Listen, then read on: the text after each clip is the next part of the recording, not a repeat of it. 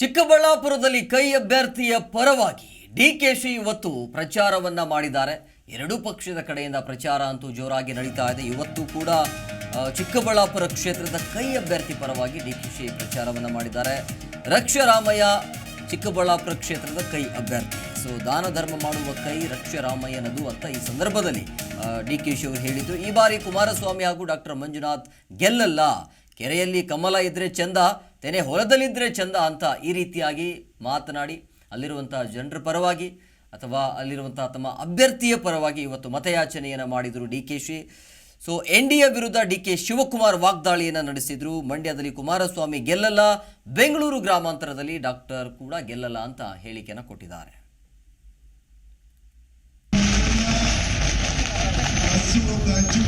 ನಾನು ಮಂಡ್ಯ ಹೋಗಿದ್ದೀನಿ, ಹಾಸನ ಹೋಗಿದ್ದೀನಿ, ಮೈಸೂರು ಹೋಗಿದ್ದೀನಿ, ಕೋಲಾರ ಹೋಗಿದ್ದೀನಿ, ಎಲ್ಲ ಕಡೆ ಪ್ರವಾಸ ಮಾಡಿದ್ದೀನಿ.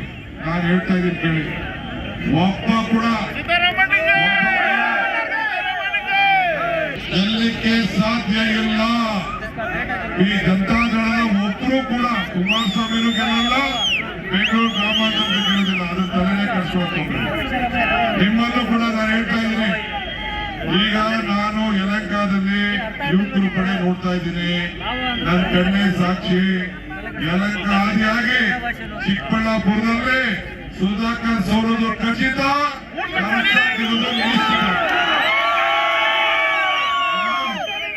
ಸುಧಾಕರ್ ಸೋಲೋದು ಖಚಿತ. ಜಿ ಕನ್ನಡ ನ್ಯೂಸ್ ಈಗ ನಿಮ್ಮ ಮನೆಯಲ್ಲೇ ನೋಡಿ.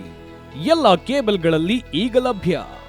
ಸನ್ Direct 292, Jio TV 1334, U digital 162, city cable 51, GTPL 17, Abhishek cables 821, rock line telecommunication 51, Shri Basaveshwara number 60, Vinayaka digital number 53, in digital number 896ರಲ್ಲಿ.